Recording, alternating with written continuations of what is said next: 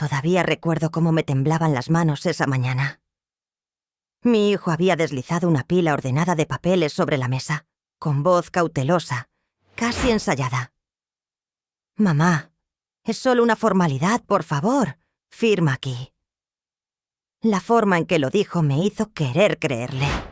Me hizo querer creer que, por encima de todo, se podía confiar en la familia.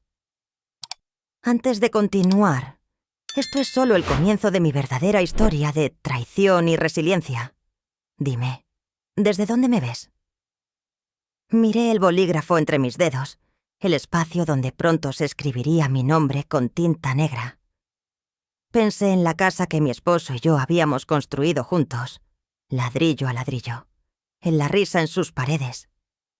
Sentí una opresión en el pecho, pero me la tragué. Se supone que las madres no deben dudar de sus hijos. Firmé, y con ese único golpe de mi mano, lo perdí todo. Mi casa, mi confianza y la vida que creía conocer. Así que analicemos qué pasó después de esa firma, porque la verdad no se derrumbó de golpe. Al principio, la vida seguía igual. La casa seguía igual desde la calle. Paredes de estuco calentadas por el sol californiano. Rosas que bordeaban el camino. El mismo crujido leve en el escalón de entrada, donde mi esposo había ajustado una tabla suelta. Todo parecía estable. Normal. No pensé mucho en los documentos después de esa mañana. Desaparecieron en una carpeta que mi hijo llevaba bajo el brazo, y la dejé ir. Me dije a mí misma que era más fácil confiar que cuestionar, y me aferré a esa creencia. Después de todo, no había pasado décadas siendo yo quien daba sin dudar. El trabajo de una madre es proteger, no sospechar.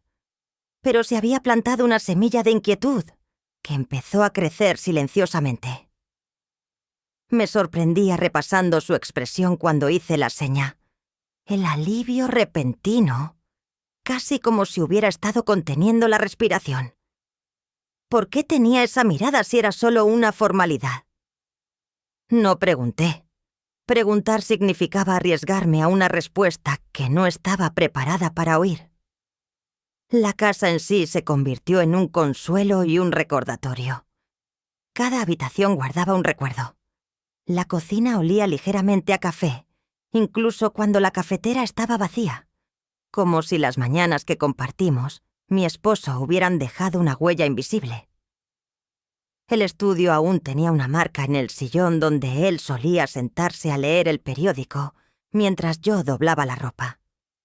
En los dormitorios resonaban las risas de mis hijos, los portazos, la música a todo volumen de cuando eran adolescentes.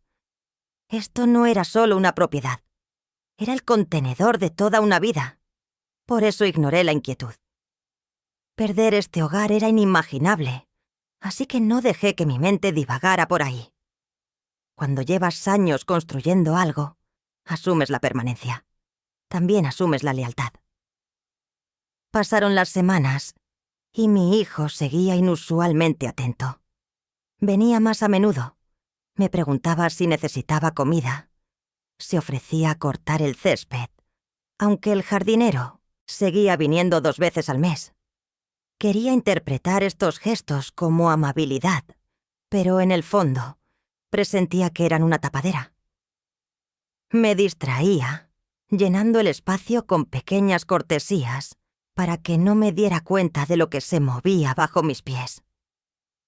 La primera carta oficial llegó en un sobre blanco sencillo. A primera vista, parecía un extracto bancario. La abrí sobre el fregadero, esperando un aviso sobre impuestos prediales. En cambio, estaba dirigida a aquella otra persona, el nombre de mi hijo. Me dio un vuelco el corazón. Me dije a mí mismo que era un error administrativo, que la oficina del condado debía de haber confundido algo. La dejé a un lado, sin querer dejar que cundiera el pánico.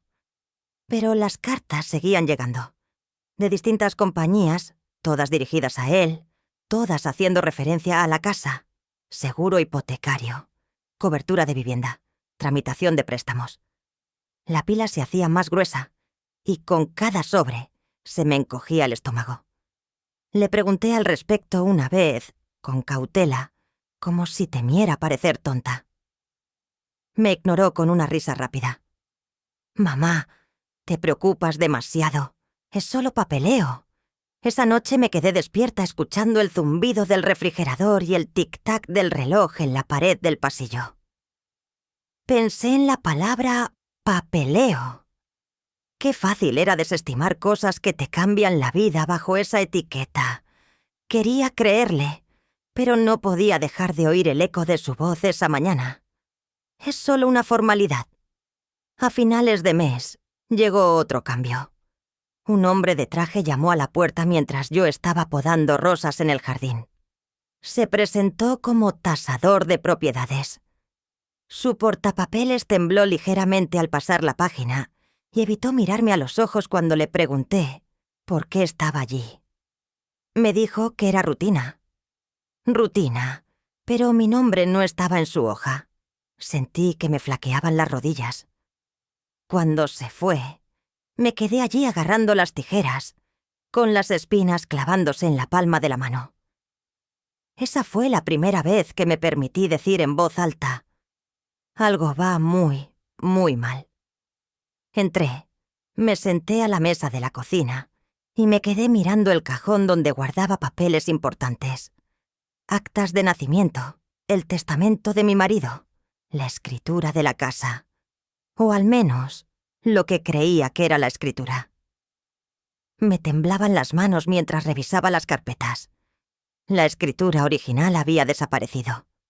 En su lugar había una copia de los mismos documentos que había firmado semanas antes, pero esta vez me fijé en la letra pequeña. Líneas y cláusulas que antes se confundían, ahora me resultaban incomprensibles.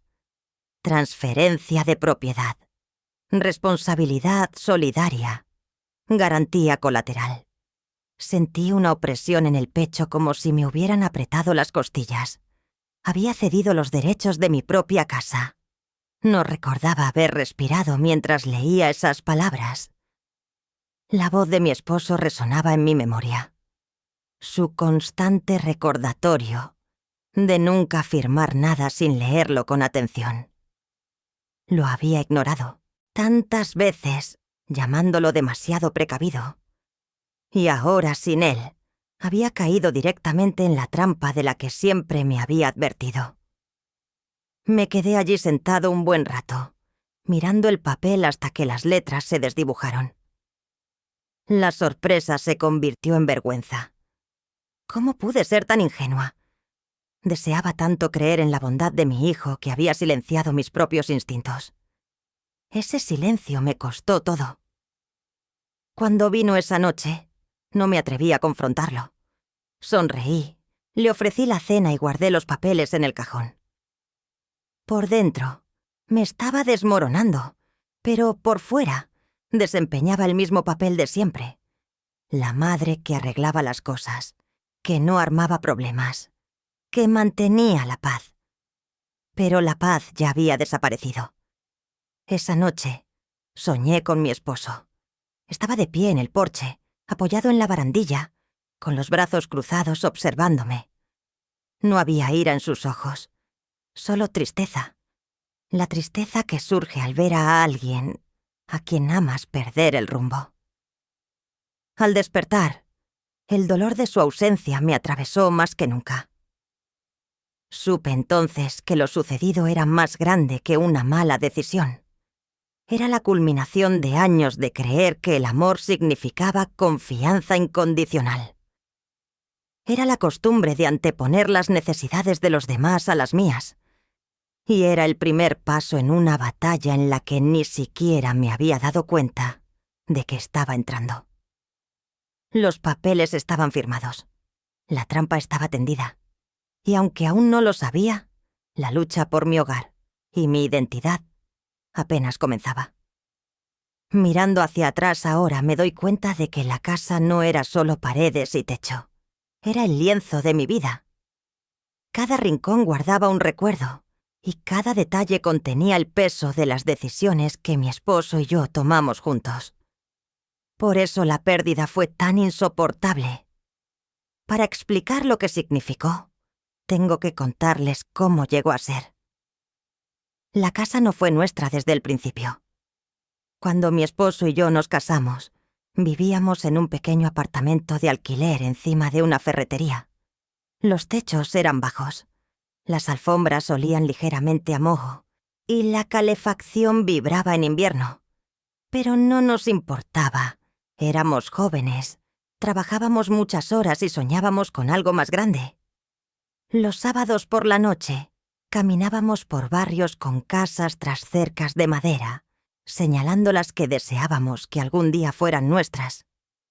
Esos paseos plantaron la semilla de lo que se convertiría en el hogar, que un día casi perdería. Mi esposo trabajaba en la construcción y yo trabajaba a tiempo parcial en una biblioteca local mientras criaba a nuestros hijos. Ahorrábamos todo lo que podíamos. Las vacaciones eran escasas. Comprábamos ropa nueva solo cuando era necesario y cada fiesta de cumpleaños tenía un presupuesto muy ajustado.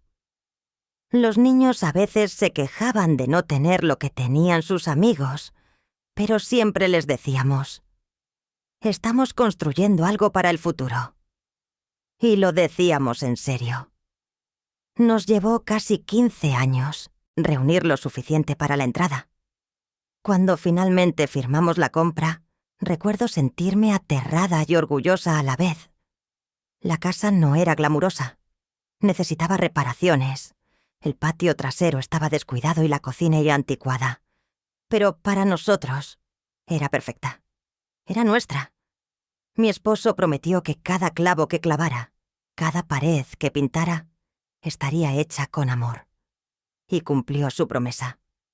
Con el tiempo, la casa se transformó. Él mismo construyó estanterías en la sala para mis libros.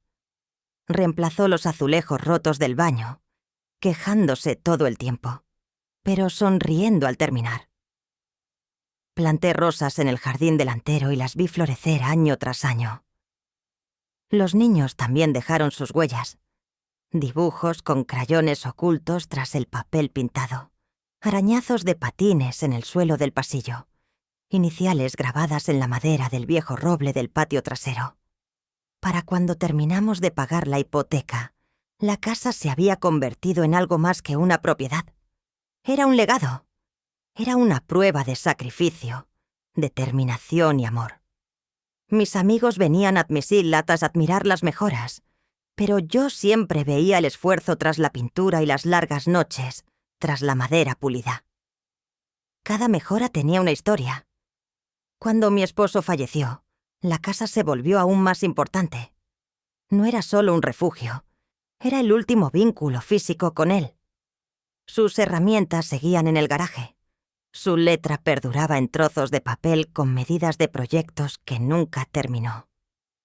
Algunas mañanas me sentaba en el porche, cerraba los ojos y casi lo oía silbar mientras trabajaba en el jardín. La casa lo mantuvo vivo para mí. Por eso la traición me dolió tanto. Perder la casa no fue solo económico, fue como volver a perderlo a él. Fue como si todo lo que habíamos invertido en ese espacio, cada sacrificio, se hubiera borrado de un plumazo. Pero no lo vi de inmediato. Al principio, cuando empezaron a llegar las letras del nombre de mi hijo, recordé los años de historia que había entre esas paredes. Me dije: esta casa ha sobrevivido a tormentas, reparaciones, incluso a la muerte. Sobrevivirá a esto también. Me aferré a esa creencia porque la alternativa, haberla entregado, era demasiado pesada. Recorrí las habitaciones casi como si fueran sagradas. La mesa de la cocina aún conservaba el leve aroma de las tazas de café que mi marido olvidó guardar en los posavasos. El pasillo estaba salpicado de fotos enmarcadas. Graduaciones escolares, mañanas de Navidad, barbacoas familiares. Incluso el garaje olía a él, serrín, aceite y un ligero olor metálico. Si apretaba la mano contra el banco de trabajo, aún podía ver las marcas de sus herramientas en la madera. Recuerdo una tarde, semanas después de firmar, sentada en la sala, en silencio. La luz del sol se filtraba por las cortinas, proyectando un brillo dorado sobre la alfombra.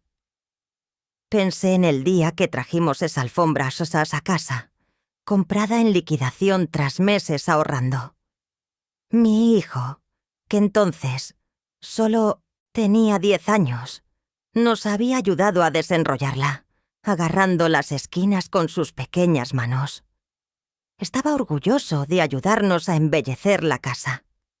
Ese mismo niño ahora sostenía los papeles que la reclamaban. El contraste era casi insoportable. Los vecinos me recordaban a menudo lo afortunado que era de tener una casa tan valiosa en California, sobre todo después de que los precios de las propiedades se dispararan. Decían, esa casa ya debe valer millones. Y yo asentía, sin admitir jamás el pánico que me invadía ante la idea de perderla. Para ellos era un activo. Para mí era mi corazón. Cada detalle de esa casa era un capítulo en mi vida. La grieta en la pared del comedor era del terremoto de Northridge. El patio trasero era donde mi esposo asaba filetes cada 4 de julio. El baño de arriba aún tenía ligeras manchas de agua de cuando los niños desbordaron la bañera, intentando formar un lago de espuma de baño. No eran defectos, sino recordatorios de que habíamos vivido plenamente entre esas paredes. Ahora sé que parte de la razón por la que confié tan fácilmente en mi hijo fue porque no podía imaginarlo, poniendo en peligro algo tan sagrado.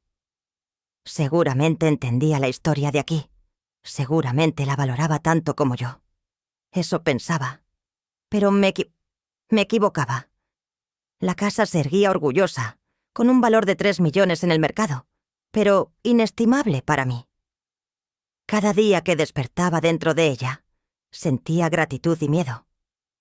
Gratitud por los recuerdos. Miedo de que el suelo bajo mis pies se moviera y algún día despertara sin ella. Ese miedo se intensificaba con cada sobre que llegaba. Cada carta era como una sombra que se acercaba sigilosamente.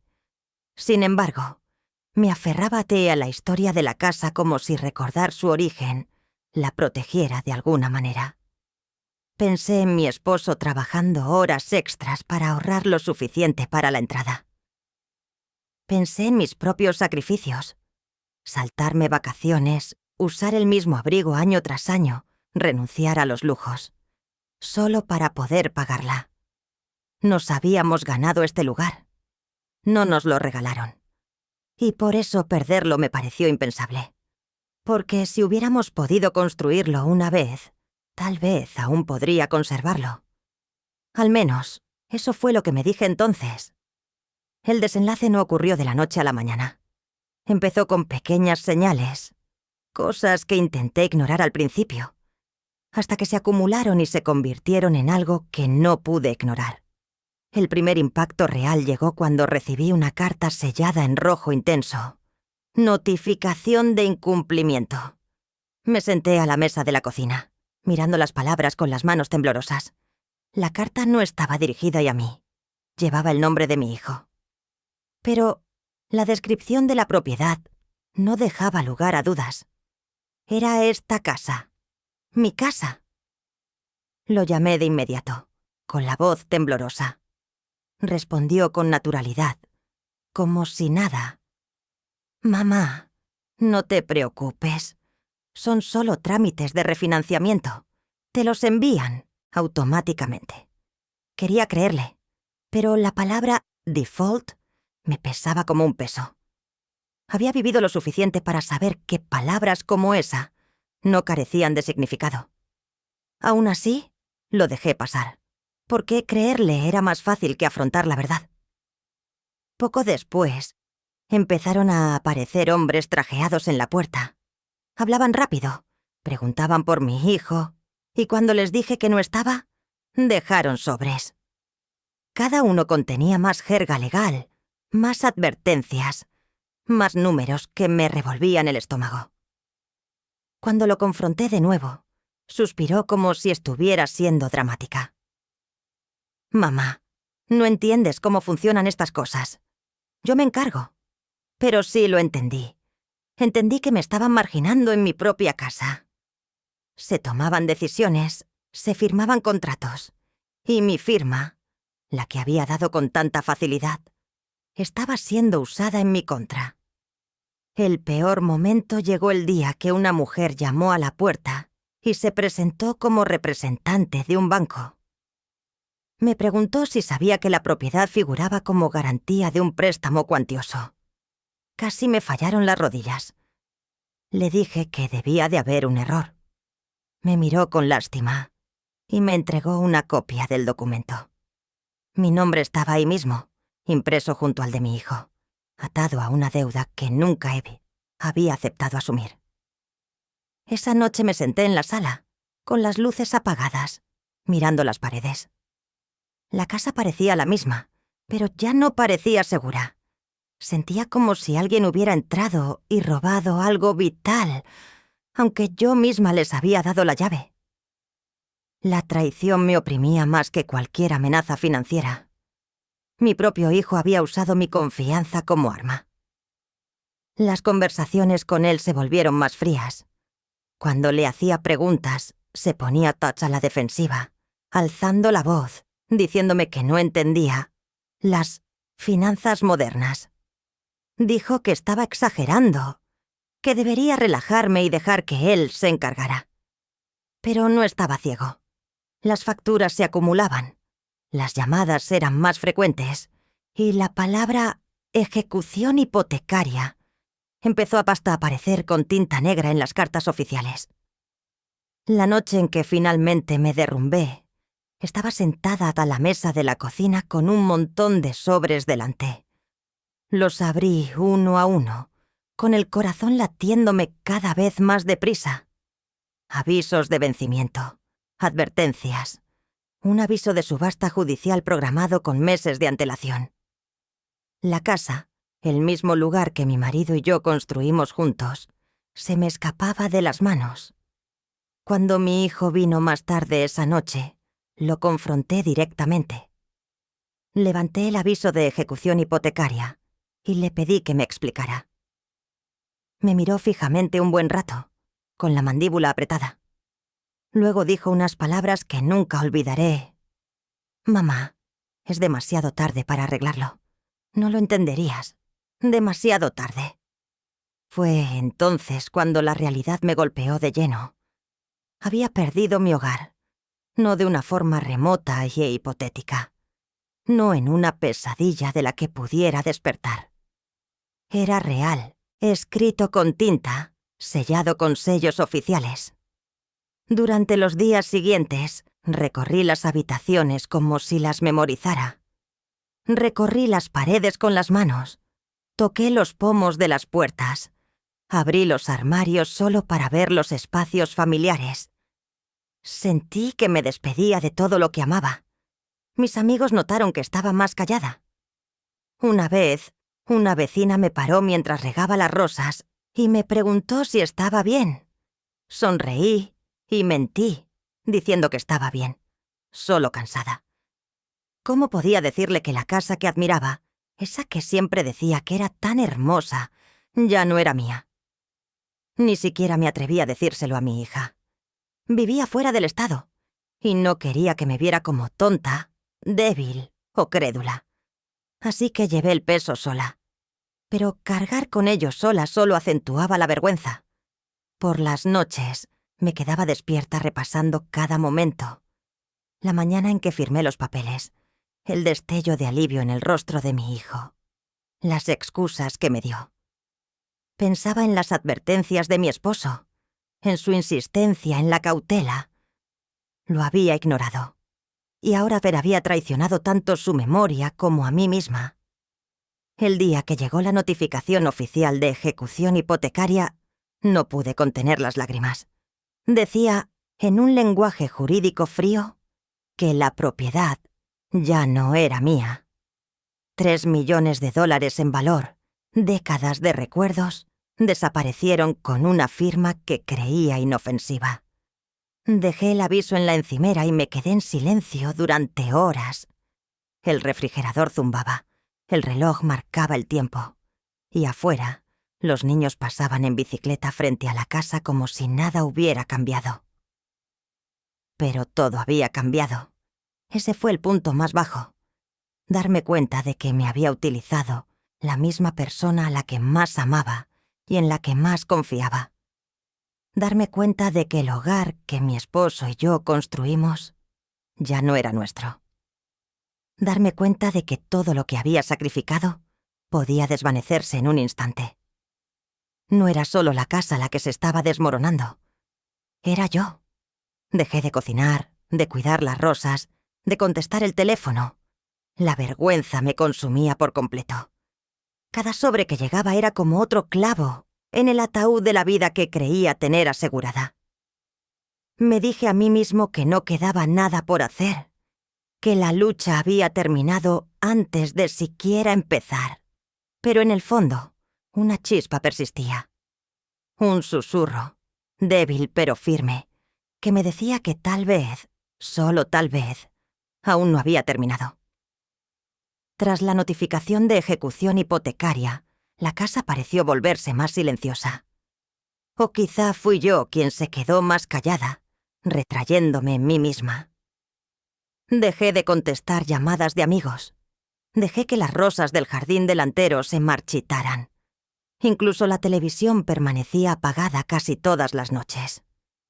El silencio me hacía sentir más seguro que tener que explicarle la verdad a nadie. Los días se confundían. Me sentaba a la mesa de la cocina con una taza de café enfriándose, mirando los papeles apilados frente a mí. Cada página me recordaba lo que había perdido, pero no me atrevía a tirarlos. Era como si aferrarme a la evidencia me mantuviera conectado a la vida que se me escapaba de las manos. Los vecinos notaron mi ausencia. Una tarde, uno de ellos llamó a la puerta para invitarme a un almuerzo comunitario, algo que solía disfrutar. Le dije que no me sentía bien. Se ofreció a traer comida más tarde, pero la rechacé.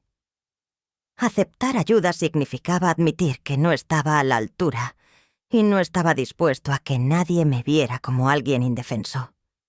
Las noches eran las más duras. La casa crujía como siempre, pero en lugar de confortarme, me inquietaba. Cada sonido me recordaba que estas paredes ya no me pertenecían. Me quedaba despierto escuchando el tic-tac del reloj, preguntándome cuándo llegaría alguien para obligarme a salir. En esas largas horas, pensé en mi esposo más que nunca. Recordé su cautela con el dinero, cómo leía cada línea de un contrato antes de firmarlo. «Nunca pongas tu nombre en nada sin haberlo estudiado», solía decir. Me reía y me burlaba de él por ser demasiado serio, pero él nunca titubeaba. Creía que proteger el hogar significaba proteger a la familia. Su voz resonó en mi mente, y con ella un torrente de arrepentimiento. ¿Por qué no le había prestado más atención? ¿Por qué había ignorado sus advertencias, considerándolas anticuadas? Si él hubiera estado aquí, las cosas habrían sido diferentes. Una noche, me senté en el porche, envuelto en una manta, contemplando el roble del jardín. Recordé cómo solía apoyarse en él, hablando con los vecinos o viendo jugar a los niños. La imagen era tan nítida que por un momento casi esperé oír su silbido en el aire de la tarde.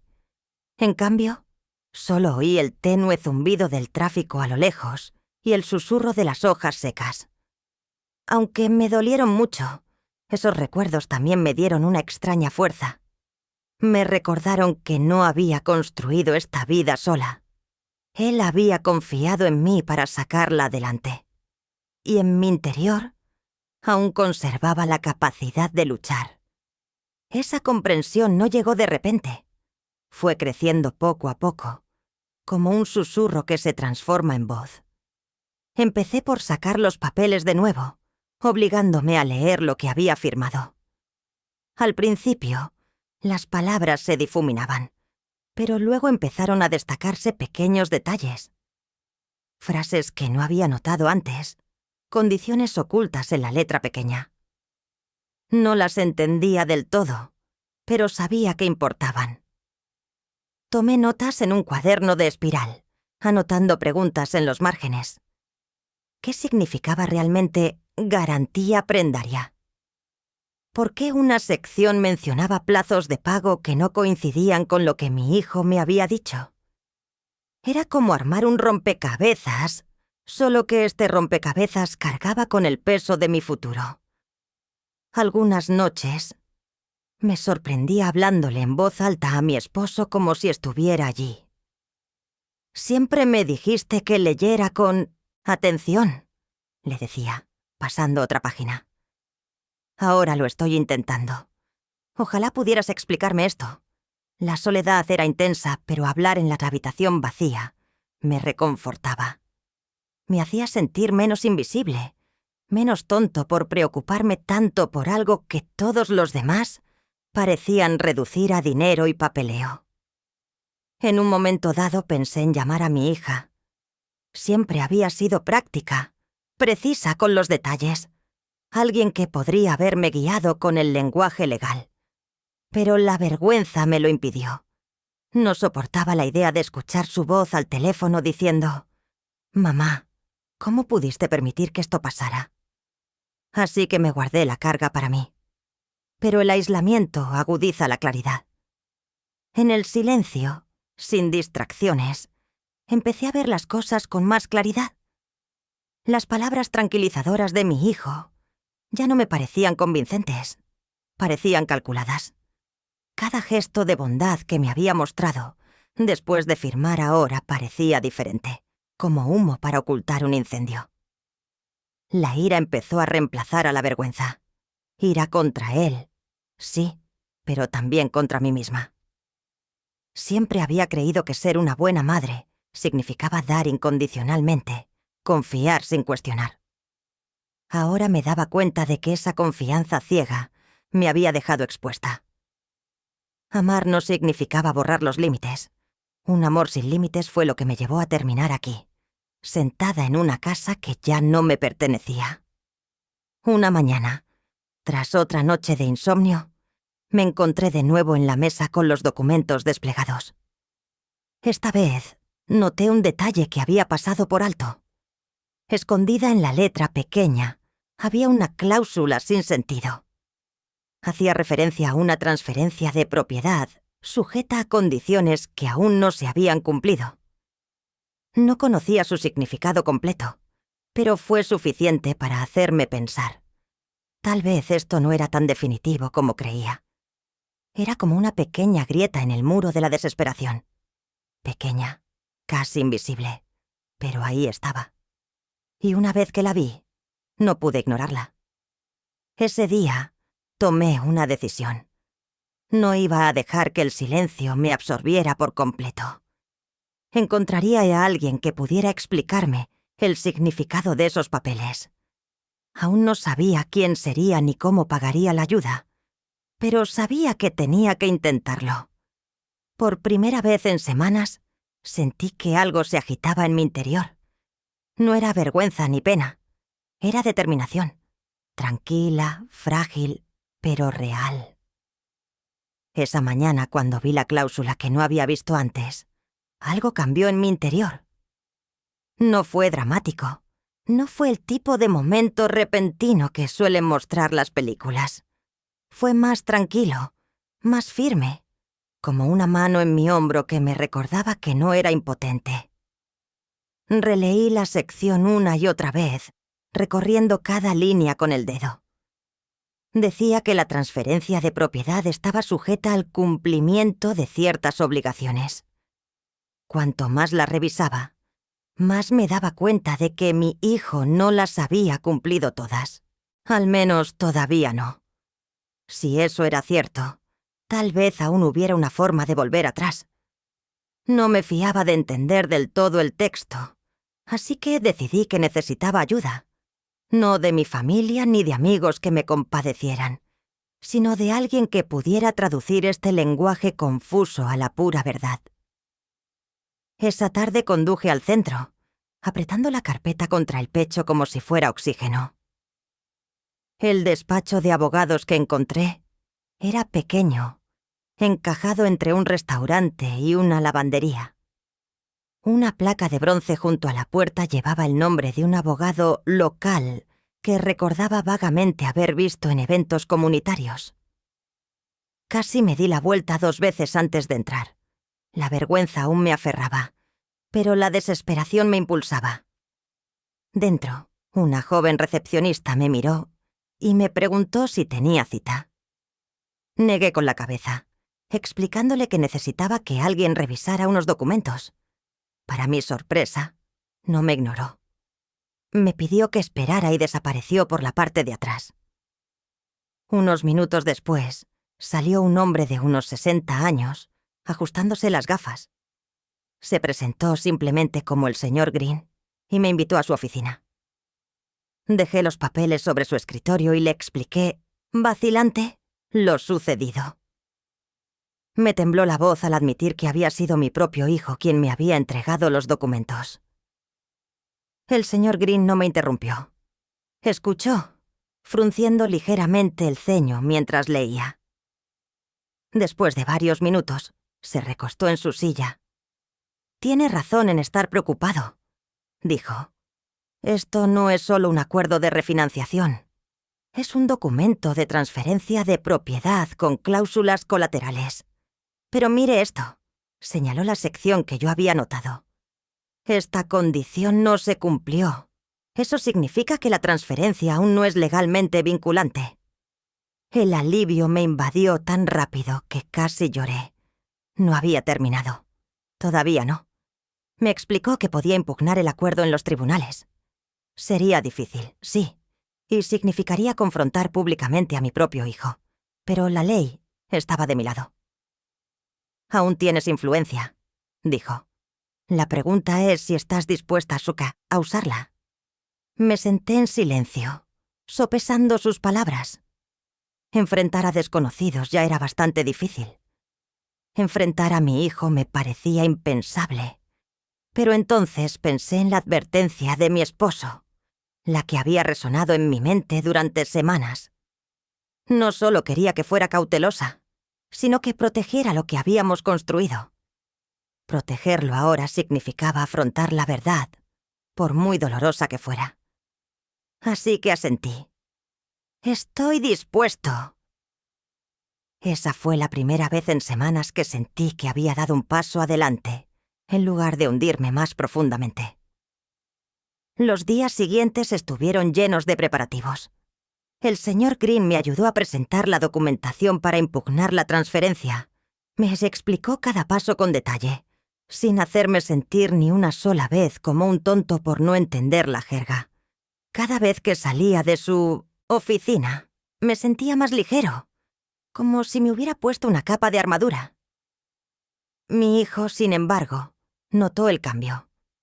Cuando pasó y me vio revisando documentos, su tono cambió.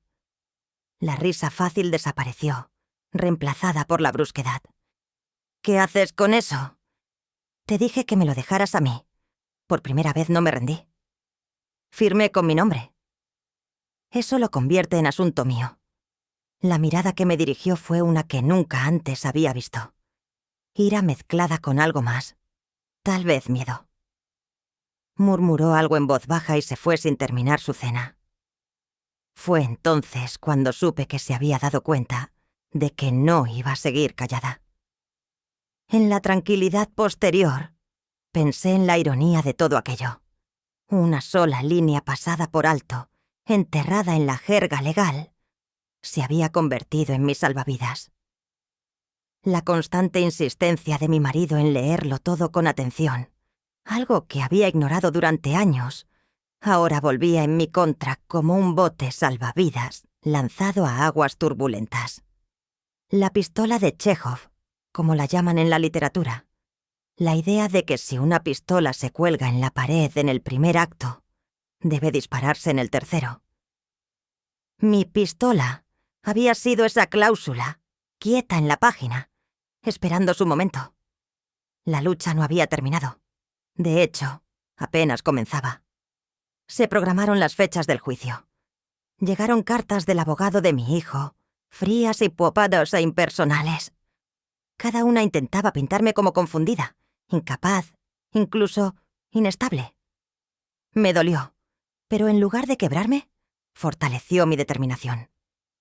Me dije a mí misma que cada insulto, cada palabra despectiva, era prueba de por qué debía alzar la voz.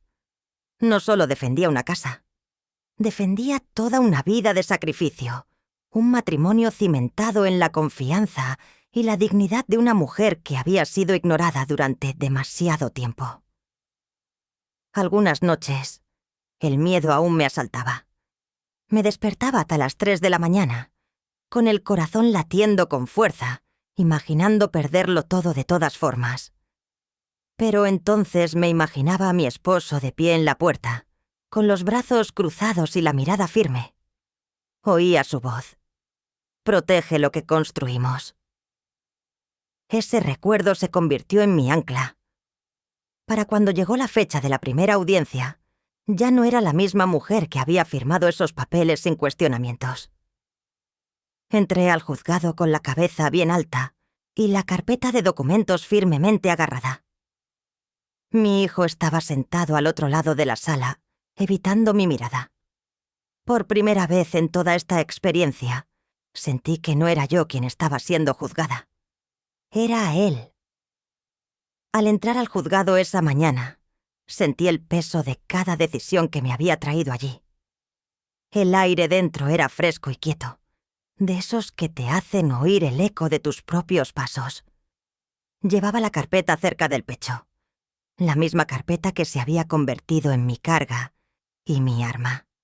Mi hijo ya estaba sentado en la larga mesa al otro lado del pasillo. Se veía elegante, con un traje que no disimulaba del todo la tensión en su mandíbula. Me miró brevemente y luego se dio la vuelta, fingiendo estar absorto en una conversación con su abogado. El hombre a su lado era más joven, de mirada penetrante y seguro de sí mismo. Me sentí pequeño en comparación, pero la presencia constante del señor Green a mi lado me recordó que no estaba solo. Cuando entró el juez, todos se pusieron de pie. Me temblaban las rodillas, pero me esforcé por incorporarme.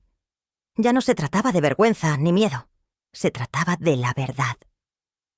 El proceso comenzó con el abogado de la parte contraria, exponiendo su versión de los hechos.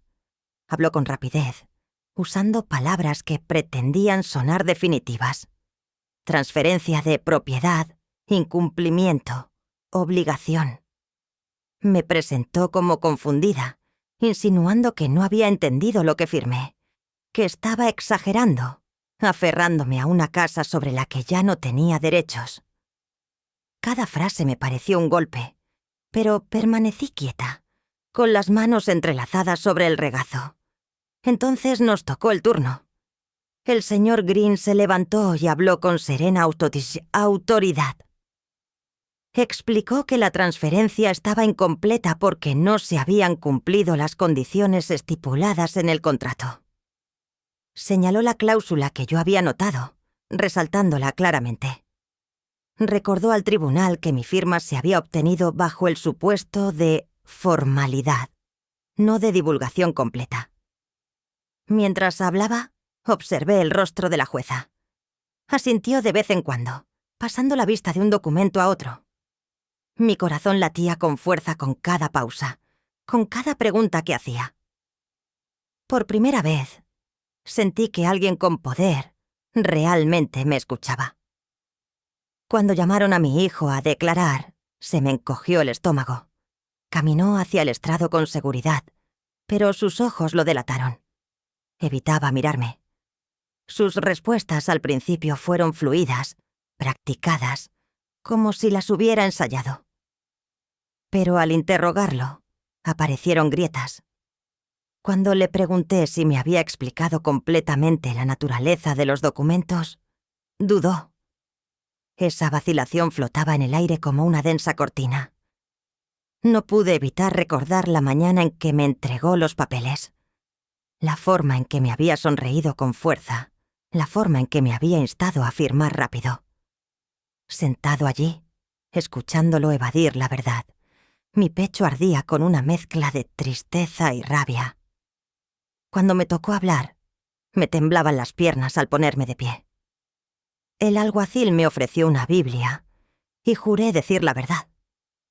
Al principio me tembló la voz, pero en cuanto empecé, las palabras me salieron. Le conté al tribunal sobre la mañana en que firmé, sobre la confianza que deposité en mi hijo, sobre cómo le creí cuando dijo que era solo una formalidad. Hablé de las advertencias de mi esposo, de mi arrepentimiento y de la conmoción de darme cuenta de que había perdido no solo una propiedad, sino también un legado.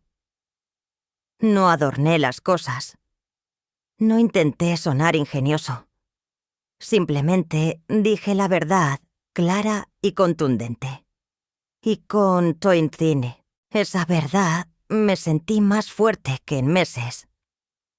Cuando terminé, se hizo el silencio en la sala. El juez me observó un largo instante antes de indicarme con la cabeza que volviera Skunai a mi asiento. Me dejé caer, exhalando lentamente. Me temblaban las manos, pero mi espíritu estaba más firme que en mucho tiempo. El resto del proceso se confundió, pero recuerdo el momento en que la jueza emitió su fallo. Declaró que la transferencia no era legalmente vinculante debido al incumplimiento de las condiciones y a la falta de información clara. Ordenó una revisión adicional de las transacciones financieras involucradas y suspendió temporalmente la ejecución hipotecaria. No fue una victoria completa, todavía no, pero fue suficiente. Suficiente para demostrar que no era impotente. Suficiente para demostrar que mi voz aún importaba. La expresión de mi hijo cuando se leyó la decisión permanecerá en mi memoria para siempre. Primero conmoción, luego ira, y luego algo que no pude identificar. Salió de la sala sin mirarme. Verlo alejarse fue como otra pérdida, pero una que estaba lista para ser afrontar. Al salir a la luz del sol, el mundo se veía diferente. Las escaleras del juzgado estaban abarrotadas. La gente pasaba apresuradamente. Pero me quedé quieto un momento, respirando profundamente. El aire se sentía más ligero, más fresco, como si por fin hubiera abierto una ventana en una habitación que llevaba cerrada demasiado tiempo. El señor Green me dio una palmadita en el hombro y me dijo que la lucha no había terminado, pero que yo había dado el paso más difícil. Asentí, sabiendo que tenía razón. Vendrían más audiencias, más documentos, más tensión. Pero también sabía que ya no me escondía. Esa noche, caminé por la casa de otra manera. Toqué las paredes, los muebles, las fotografías, no como quien se despide, sino como quien reclama su lugar. Por primera vez en meses, dormí toda la noche sin despertarme presa del pánico. Había comenzado el ajuste de cuentas, y aunque el camino por delante era incierto, finalmente creí que podía recorrerlo. No como víctima de una traición, sino como una mujer que había recuperado su fuerza. Así que, después de que el juez dictara la suspensión, los días siguientes fueron diferentes. Me desperté sin esa oleada de pánico. Podía volver a respirar en la cocina. Podía quedarme en la puerta del garaje y dejar que el olor a serrín me calmara. La lucha no había terminado, pero el suelo bajo mis pies, finalmente, resistió. El señor Green me vio 2 veces más esa semana. Planificó lo que vendría después. Descubrimiento de pruebas, declaraciones y una moción para anular la transferencia por completo.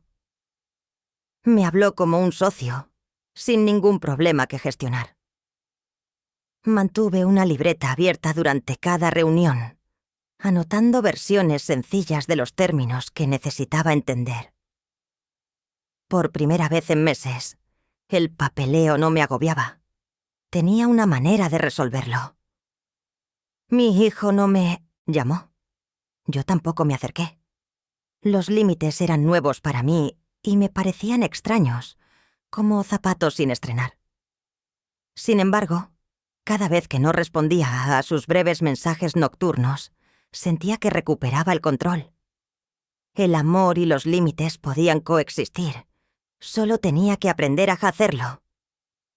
Cuando los abogados del banco enviaron otra pila de documentos, el señor Green sonrió levemente y dijo: «Están intentando agotarte». Le dije que tendrían que esforzarse más. Presentamos nuestra propia moción esa semana, adjuntando la cláusula que había marcado en nuestra primera reunión y un cronograma con las condiciones que nunca se cumplieron. Los documentos ya no parecían un idioma extranjero. Parecían una historia, y yo conocía el principio, el desarrollo y el desenlace. La noticia del caso llegó a mi hija. Llamó desde fuera del estado y dijo: «Mamá, ¿por qué no me lo dijiste?». Empecé a disculparme, pero me detuve. Porque me daba vergüenza. Dije: «Porque no quería que me vieras solo como el error que cometí». Guardó silencio un momento. Luego dijo: «Tú no eres un error. Eres mi madre. Voy a volar para acá». Llegó con equipaje de mano, un montón de fichas de colores y esa concentración que solo se ve cuando alguien a quien amas está en apuros. Nos sentamos a la mesa del comedor, la misma mesa donde la primera carta me había asustado y me había obligado a callar. E hicimos un plan. Si perdía la casa, no me perdería a mí misma. Si la conservaba, no seguiría con los viejos hábitos que me habían dejado desprotegida. La siguiente audiencia fue diferente. La sala seguía en el mismo silencio, pero yo llevaba menos miedo. El juez hizo preguntas directas sobre las declaraciones, sobre la prisa por firmar, sobre por qué se ignoraron las condiciones de la página 7. El abogado del banco habló con frases largas y cautelosas. El señor Green respondió con frases cortas. La verdad no necesitaba más palabras. En un momento dado, la jueza se volvió hacia mí y me preguntó: ¿entendió que estaba transfiriendo la propiedad? La miré a los ojos. No, dije. Me dijeron que era una formalidad. Si lo hubiera entendido, habría pedido tiempo. Habría pedido un abogado. Habría dicho que no. Ella asintió y siguió adelante.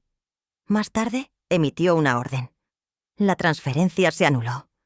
La ejecución hipotecaria se congeló y el caso se remitió para revisión por posible tergiversación. No grité ni lloré. Permanecí muy quieta, con las manos juntas, mientras un alivio me recorría el cuerpo como agua tibia. No solo me habían escuchado, me habían creído. Afuera, en las escaleras, mi hija me abrazó tan fuerte que me quedé sin aliento.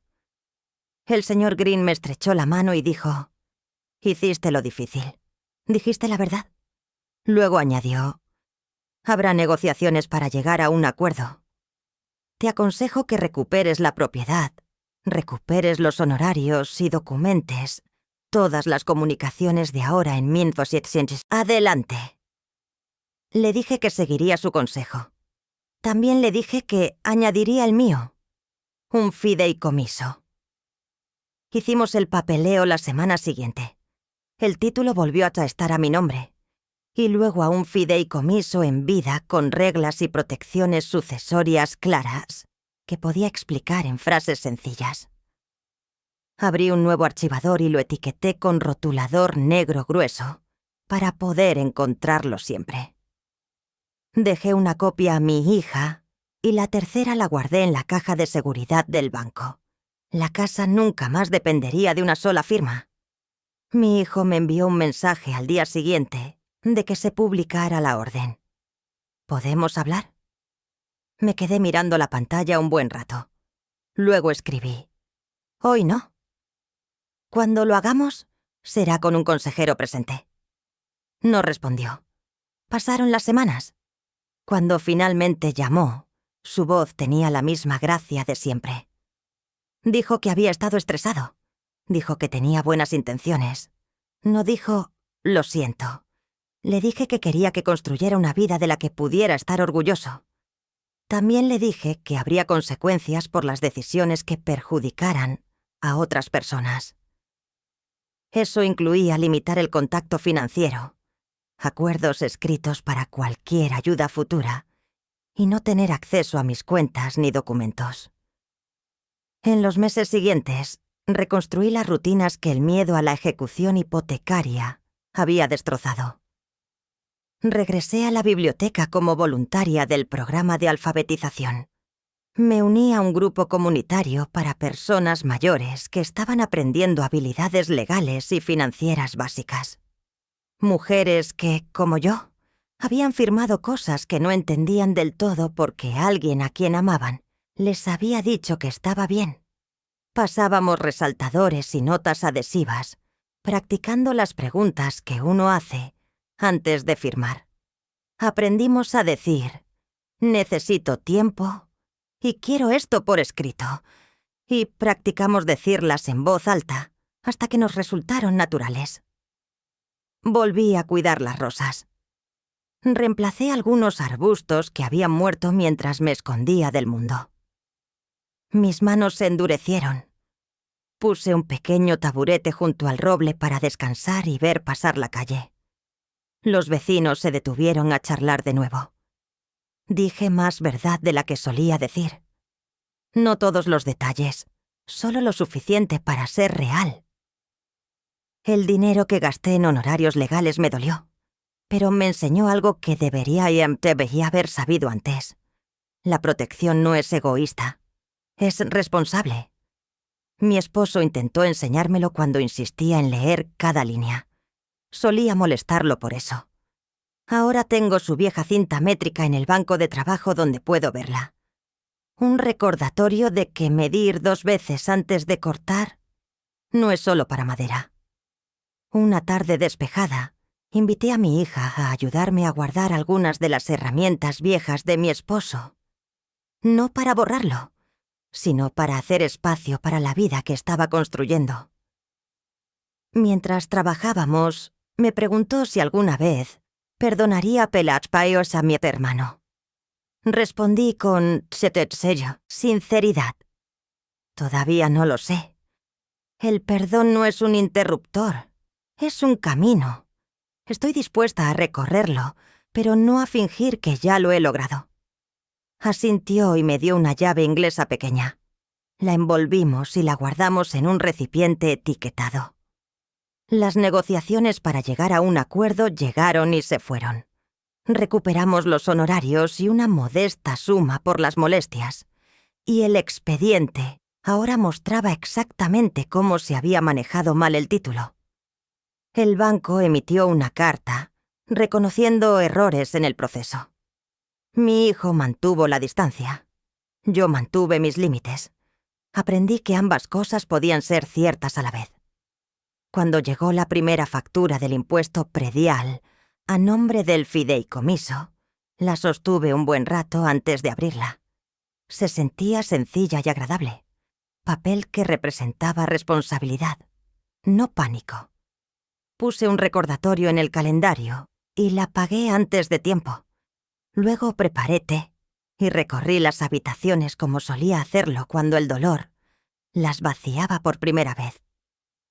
Solo que esta vez no me apresuré a aferrarme a cada recuerdo. Dejé que el pasado fuera pasado. Dejé que la casa volviera a ser un hogar. En el aniversario de la orden judicial, invité a unos amigos. Comimos comida sencilla en la mesa y compartimos historias sobre errores que nos enseñaron algo. No oculté mi parte. Dije, firmé sin leer. No hice preguntas. Me costó. Luego aprendí. Nadie me juzgó. Una mujer al otro lado de la mesa me apretó la mano y dijo, yo también. Más tarde esa noche, me quedé en el porche mirando el roble. El viento se movía suavemente entre las hojas. Pensé en el día que entré por primera vez en esta casa con mi esposo y en los años que la convirtieron en un hogar. Pensé en los meses que casi la pierdo y en la decisión que me devolvió a mí misma. La casa importaba, sí, pero lo que importaba más era la persona en la que me había convertido luchando por ella. Entré y guardé la carpeta en su cajón, no porque no la fuera a necesitar, sino porque ya no me pertenecía. Ahora era dueña de mis decisiones. Era dueña de mi voz. Y eso, más que cualquier hecho, era la herencia que planeaba transmitir. Si defenderte tras una traición te conmovió profundamente, la siguiente historia te llegará aún más lejos. Comienza con lo que parece un momento familiar feliz, y luego se desenvuelve en algo inesperado. Sigue leyendo y mírala ahora. Verás por qué la fuerza a veces se disfraza.